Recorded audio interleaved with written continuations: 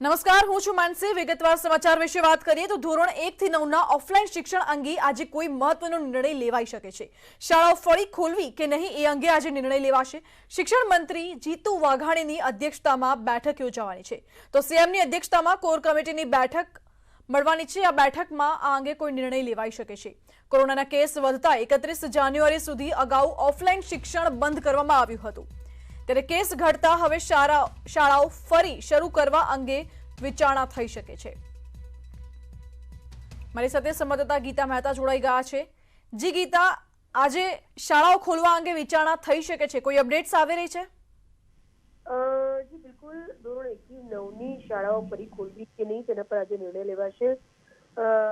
રાજ્યમાં 1 થી 9 ની શાળાઓમાં કોરોનાના કેસ વધતા 31 જાન્યુઆરી સુધી ઓફલાઈન શિક્ષણ બંધ રાખવામાં આવ્યું હતું, પરંતુ હવે ધીમે ધીમે રાજ્યમાં કોરોનાના કેસમાં સતત ઘટાડો થઈ રહ્યો છે અને રિકવરી રેટ પણ વધ્યો છે। તેને જોતા ધોરણ 1 થી 9 ની શાળાઓ ફરી ખોલવા સંદર્ભે આજે નિર્ણય લેવાઈ શકે છે। શિક્ષણ મંત્રીની અધ્યક્ષતામાં આજે બેઠક મળશે અને જે મોડી સાંજે મુખ્યમંત્રીની અધ્યક્ષતામાં જે કોર કમિટીની બેઠક મળે છે, એ બેઠક બાદ આ મુદ્દેનો નિર્ણય જાહેર કરવામાં આવશે। જી આભાર। તો શિક્ષણ મંત્રી જીતુ વાઘાણીની અધ્યક્ષતામાં બેઠક મળશે, સાથે જ સીએમની અધ્યક્ષતામાં એક કોર કમિટીની બેઠક પણ મળવાની છે, જે બેઠકમાં આ અંગે કોઈ નિર્ણય લેવાઈ શકે છે। સુરતમાં કોરોનાની ત્રીજી લહેરને લઈને ચિંતાજનક સમાચાર સામે આવી રહ્યા છે। છેલ્લા 18 દિવસમાં સુરતમાં 62 લોકોના કોરોનાને કારણે મોત નીપજ્યા છે, તો 62 પૈકી 26 વ્યક્તિઓએ રસીના બંને ડોઝ લીધા હતા અને અન્ય 26 લોકોએ રસીનો એક પણ ડોઝ લીધો ન હતો, જ્યારે 10 વ્યક્તિઓ એવા છે કે જેમણે રસીનો માત્ર એક ડોઝ લીધો હતો। તો મૃતકોમાં 27 લોકો વૃદ્ધ વયના હતા। તો છેલ્લા 18 દિવસના આંકડા છે કે સુરતમાં 18 દિવસમાં કોરોનાથી 62 વ્યક્તિઓએ જીવ ગુમાવ્યો છે।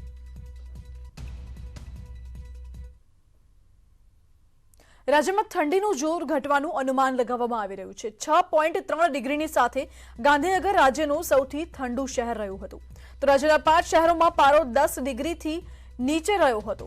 તો આગામી સમયમાં હવે ઠંડીનું જોર ઘટશે તેવું અનુમાન અત્યારે લગાવવામાં આવી રહ્યું છે।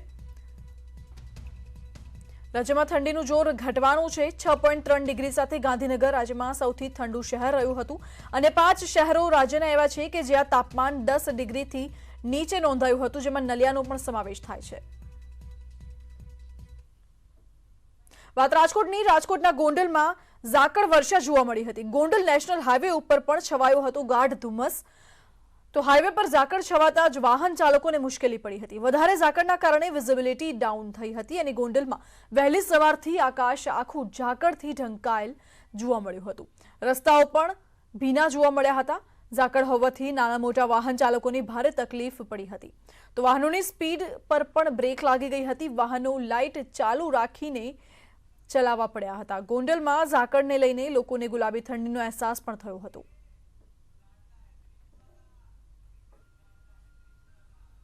ગોંડલના આ દ્રશ્યો છે કે જ્યાં ઝાકળ વર્ષા થઈ હતી। વહેલી સવારે ઝાકળ વર્ષાના કારણે વિઝિબિલિટીમાં ઘટાડો થયો। તો આ બાજુ જેતપુરમાં ફરી વાતાવરણમાં પલટો આવ્યો છે। ધુમ્મસની સાથે ઠંડીનો ચમકારો અનુભવાઈ રહ્યો છે। જેતપુરમાં ધુમ્મસના કારણે વાહન ચાલકોને મુશ્કેલી પડી હતી। ધુમ્મસના કારણે ખેડૂતો ફરી એકવાર ચિંતામાં મુકાયા છે। ધુમ્મસભર્યું વાતાવરણ જેતપુરમાં વહેલી સવારે જોવા મળ્યું હતું। વાતાવરણમાં એકાએક પલટો આવી જતા ખેડૂતો પણ ચિંતિત બન્યા છે। ધુમ્મસના કારણે ખેડૂતોની ચિંતામાં વધારો થયો છે, તો બીજી બાજુ વાહન ચાલકોને પણ મુશ્કેલી વેઠવાનો વારો આવ્યો હતો। વિઝિબિલિટી ઓછી થતા વાહન ચાલકો વહેલી સવારે હેડલાઇટ ચાલુ રાખીને વાહન ચલાવવાની ફરજ પડી હતી।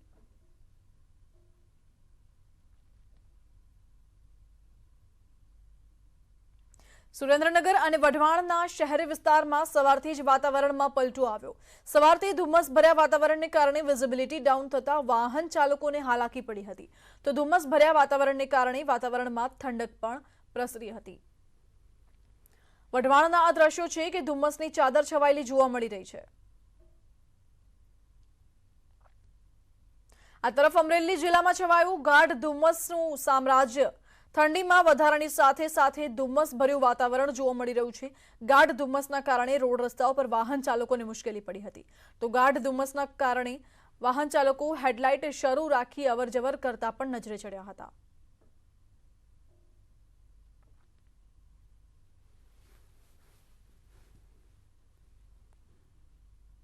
જામનગરમાં વહેલી સવારથી શહેર તેમજ હાઈવે ઉપર ગાઢ ધુમ્મસ જોવા મળ્યું હતું। હાઈવે પર ઝાકળ છવાતા જ વાહન ચાલકોને મુશ્કેલી પડી હતી। વધારે ઝાકળના કારણે વિઝિબિલિટી ઓછી થઈ હતી। તો જામનગરમાં વહેલી સવારથી ઝાકળ ભર્યા વાતાવરણથી રસ્તાઓ ભીના થયા હતા અને વાહનો લાઇટ ચાલુ રાખીને ચલાવી રહ્યા હતા। ધુમ્મસના કારણે વાહન ચાલકોને પણ મુશ્કેલી થઈ હતી।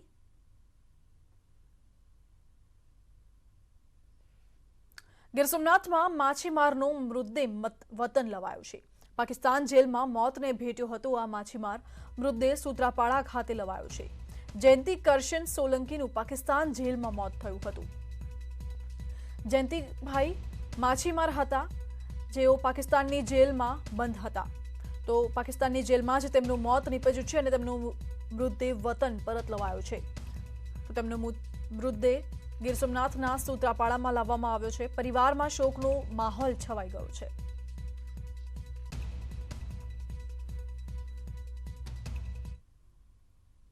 અમદાવાદમાં સિવિલના રેસિડેન્ટ ડોક્ટર્સની આવતીકાલે પ્રતિક હડતાલ રહેશે। ડોક્ટર કમલેશ ઉપાધ્યાય સામે અત્યાચારનો આરોપ લગાવવામાં આવી રહ્યો છે। સતત 18 દિવસથી ડોક્ટર્સ વિરોધ પ્રદર્શન કરી રહ્યા છે। કોરોના ડ્યુટી અને ઇમરજન્સી સેવાઓ સિવાય અન્ય સેવાઓથી ડોક્ટર્સ અળગા રહેશે। તો તમામ રેસિડેન્ટ ડોક્ટર્સ વિરોધ નોંધાવશે આવતીકાલે।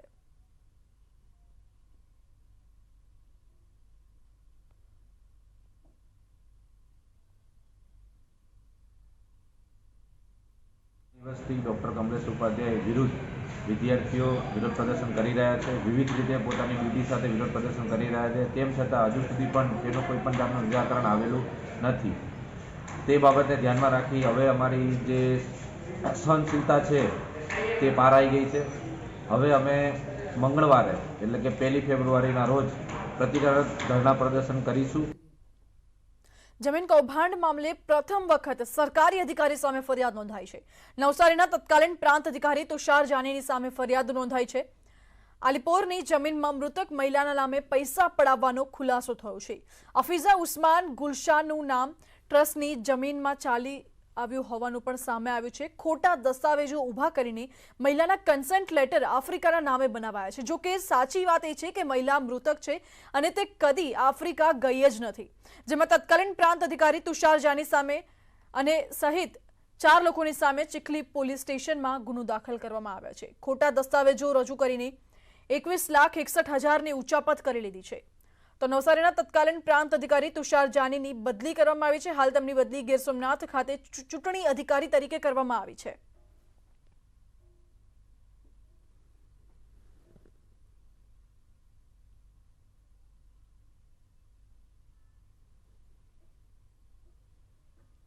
તો મહત્વના સમાચાર સામે આવી રહ્યા છે। પ્રધાનમંત્રી નરેન્દ્ર મોદી બજેટ સત્ર માટે સંસદ ભવન પહોંચી ચૂક્યા છે। તો નાણામંત્રી નિર્મલા સીતારમણ બજેટનું સરવૈયું આજે રજૂ કરવાના છે। 2021-22નું જે બજેટ છે તેનું સરવૈયું આજે રજૂ કરશે, જેમાં રાષ્ટ્રપતિ રામનાથ કોવિંદ પણ હાજર રહેશે। હાલમાં પ્રધાનમંત્રી નરેન્દ્ર મોદી સંસદ ભવન પહોંચી ચૂક્યા છે।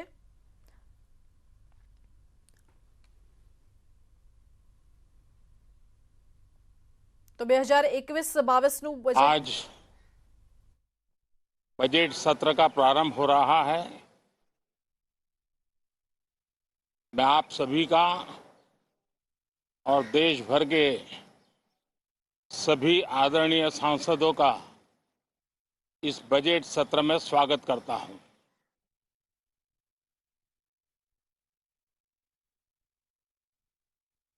आज की वैश्विक परिस्थिति में भारत के लिए बहुत अवसर मौजूद है। ये बजट सत्र विश्व में सिर्फ भारत की आर्थिक प्रगति, भारत में वैक्सीनेशन का अभियान, भारत की अपनी खोजी हुई वैक्सीन पूरी दुनिया में एक विश्वास पैदा कर रही है। इस बजट सत्र में भी हम सांसदों की बातचीतें, हम सांसदों के चर्चा के मुद्दे, खुले मन से की गई चर्चा वैश्विक प्रभाव का एक महत्वपूर्ण अवसर बन सकती है। मैं आशा करता हूं कि सभी आदरणीय सांसद, सभी राजनीतिक दल खुले मन से उत्तम चर्चा करके देश को प्रगति के रास्ते पर ले जाने में, उसमें गति लाने में अवश्य मददरूप होंगे। ये बात सही है कि बार बार चुनाव के कारण सत्र भी प्रभावित होते हैं, चर्चाएं भी प्रभावित होती है, लेकिन मैं सभी आदरणीय सांसदों से प्रार्थना करूंगा कि चुनाव अपनी जगह पे हैं, वो चलते रहेंगे, लेकिन हम सदन में ये बजट सत्र एक प्रकार से पूरे वर्ष भर का खाका खींचता है और इसलिए बहुत महत्वपूर्ण होता है। हम पूरी प्रतिबद्धता के साथ इस बजट सत्र को जितना ज्यादा फलदायी बनाएंगे, आने वाला पूरा वर्ष हमें नई आर्थिक ऊंचाइयों पर ले जाने के लिए भी एक बहुत बड़ा अवसर बनेगा। मुक्त चर्चा हो, मननीय चर्चा हो, मानवीय संवेदनाओं से भरी हुई चर्चा हो, अच्छे मकसद से चर्चा हो, इसी अपेक्षा के साथ आप सबका बहुत बहुत धन्यवाद।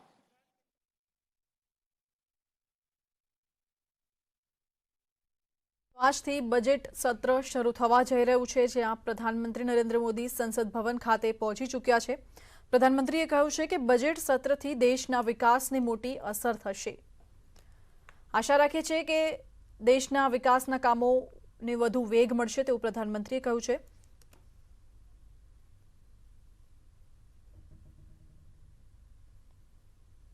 તો આ સાથે હાલ સમાચારમાં રોકાઈશું એક બ્રેક માટે। Welcome back. બજેટ પહેલા જ શેર બજારમાં તેજી જોવા મળી રહી છે। સેન્સેક્સમાં 702 પોઈન્ટનો ઉછાળો આવ્યો છે, તો નિફ્ટીમાં 209 પોઈન્ટનો ઉછાળો આવ્યો છે। શેર બજારમાં તેજી જોવા મળી રહી છે। આજે બજેટ સત્રનો પ્રારંભ થવા જઈ રહ્યો છે અને બજેટ પહેલા જ શેર બજારમાં તેજી જોવા મળી રહી છે। નિફ્ટીમાં 209 પોઈન્ટનો ઉછાળો જોવા મળી રહ્યો છે, જ્યારે સેન્સેક્સમાં 702 પોઈન્ટનો ઉછાળો જોવા મળી રહ્યો છે। तो जे लोकोए शेर बजारमां हालमां इन्वेस्ट कर्युं छे तेमनी माटे आ सारा समाचार छे, कारण के बजेट पहेला ज शेर बजारमां तेजी जोवा मळी रही छे। निफ्टीमां 209 पॉइंटनो उछाळो छे, ज्यारे सेन्सेक्समां पण 702 पॉइंटनो उछाळो जोवा मळी रह्यो छे। तो આજથી બજેટ સત્રનો પ્રારંભ થશે અને તેને લઈને શેર બજારમાં તેની અસર અત્યારે વર્તાઈ રહી છે। વાત સુરતની। સુરતમાં વેસુ વિસ્તારમાં विधर्मी ने मकान न वेचवानी झुंबेश शुरू करवामां आवी छे। विधर्मीओने घर, मकान के फ्लेट न आपवा माटे झुंबेश चलाववामां आवी रही छे। अलग अलग 100 थी वधु सोसायटीओना हददारो एकठा थया छे अने वेसु वेलफेर एसोसिएशननी स्थापना करवामां आवी छे। जे विधर्मी लोको छे तेमने कोई घर, मकान के फ्लेट न वेचवामां आवे तेवी मांगनी साथे तेओ एकठा थया छे। आणंदना पेटलादमां बबाल बाद शांति जोवा मळी रही है। सोशल मीडिया में एक वीडियो वायरल थयो हतो। सोशल मीडिया में लागणी दुभाय तेवी पोस्ट शेर करवामां आवी हती अने पोस्टना कारणे बे जूथना युवकोनी वच्चे टेलिफोनिक बबाल थई हती। एक युवके बीजा युवकने धमकी आपी हती। पोस्टना कारणे पेटलाद शहेरमां तंगदिली जोवा मळी हती। तो शांति समितिनी बेठकमां शांति राखवा माटे अपील पण करवामां आवी छे।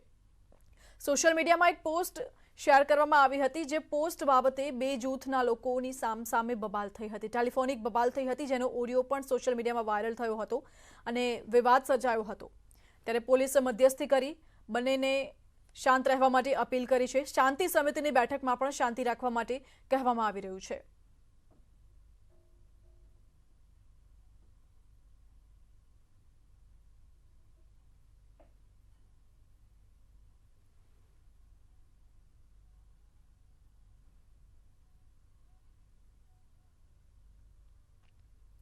તો મહત્વના સમાચાર છે. રાષ્ટ્રપતિ રામનાથ કોવિંદ સંસદ ભવન પહોંચવા માટે રવાના થઈ ગયા છે. રાષ્ટ્રપતિનો કાફલો રાષ્ટ્રપતિ ભવનથી રવાના થઈ ગયો છે. સંસદ ભવન પહોંચવા માટે તેમના તમામ અંગરક્ષક છે, તેમની સાથે રાષ્ટ્રપતિનો કાફલો છે. સંસદ ભવન જવા માટે રવાના થઈ ગયો છે. ટૂંક જ સમયમાં રાષ્ટ્રપતિ પણ સંસદ ભવન પહોંચી જશે. તો સંસદ ભવન પહોંચવા માટે રાષ્ટ્રપતિનો કાફલો નીકળી ચૂક્યો છે. ટૂંક જ સમયમાં સંસદ ભવન પહોંચી જશે. આજથી બજેટ સત્રનો પ્રારંભ થવા જઈ રહ્યો છે, જેને લઈને રાષ્ટ્રપતિ ટૂંક જ સમયમાં સંસદ ભવન પહોંચશે. તો સ્ક્રીન પર જોઈ શકાય છે આ રાષ્ટ્રપતિનો કાફલો છે. તેમના તમામ જે અંગરક્ષક છે, અંગરક્ષકની સાથે રાષ્ટ્રપતિનો કાફલો નીકળી ગયો છે.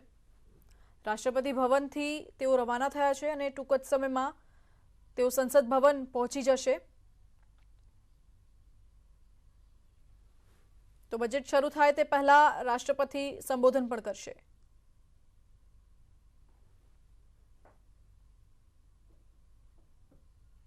સખત મહેનત અને પરિશ્રમથી જીવનમાં કંઈ પણ સંભવ છે. ન્યૂઝ 18ની પહેલ બાયજૂસ યંગ જીનિયસ પર અમે એવા ઘણા બધા બાળકોને મળ્યા છે કે જેમણે પોતાની ઉંમરમાં એવા નક્કર કાર્યો કરી બતાવ્યા છે કે જે તેમની ઉંમરમાં અસંભવ લાગતા હોય. આનંદ નરસિમ્હાને પ્રથમ એપિસોડમાં દર્શાવવામાં આવેલ પ્રસિદ્ધિ સિંહની સાથે વાત કરી હતી. આવો તેની પર એક નજર કરીએ.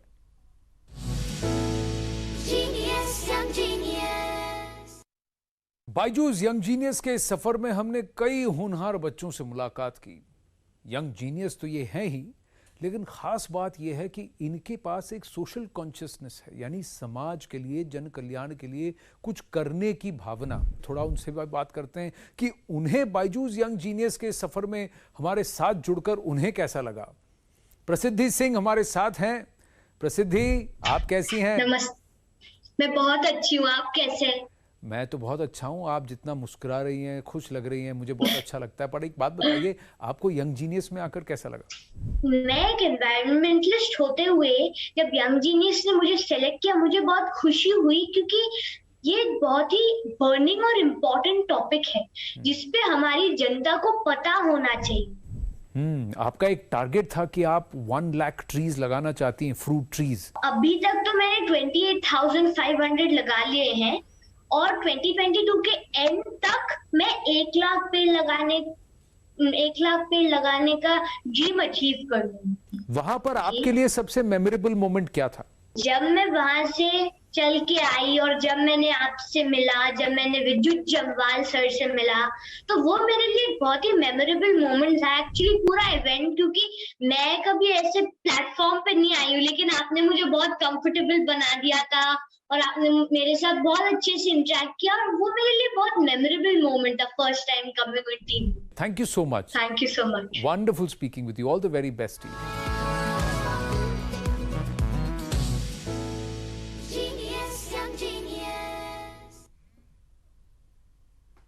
આપણામાંથી દરેકનું એક કર્તવ્ય છે કે આપણે આપણા બાળકોની સાથે મળીને પર્યાવરણને કાર્બનના ખતરાથી બચાવીએ.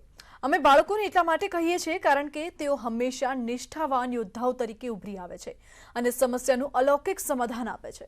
દિલ્હીના ઘણા એવા વિદ્યાર્થીઓ છે જેઓ શ્રીરામ શાળામાં જાય છે, જેઓએ હંમેશા સિદ્ધાંત તરીકે પર્યાવરણની સંબંધિત ચિંતાનું સમાધાન શોધ્યું છે. મિશન પાણી દ્વારા એક અહેવાલ.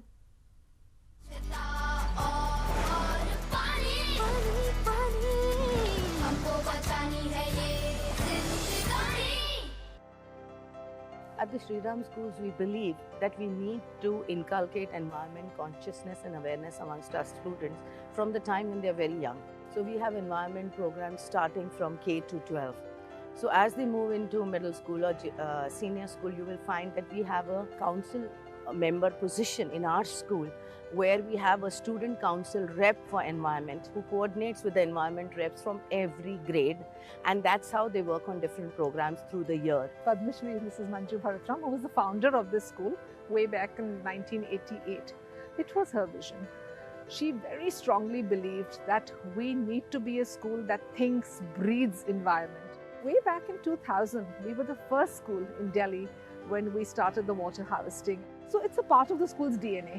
We know nothing else. We know no better. So schools may have student council that comprise of head boy, head girl, house captains, but we also have a Paryavaran captain or a Paryavaran representative in the student council of the Sri Ram schools, whether it be junior or senior. So it's a part, it's how we've grown up, it's what we believe in very strongly. It permeates every pore of the TSRS Sri Ramite. One of the projects that I'm really proud of, which our students have taken up, and there are many, but one which I would like to mention where the impact was deep is by Tia and Taira Bhargav.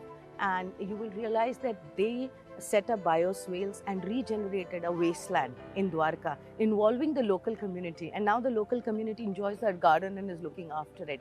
So there is impact.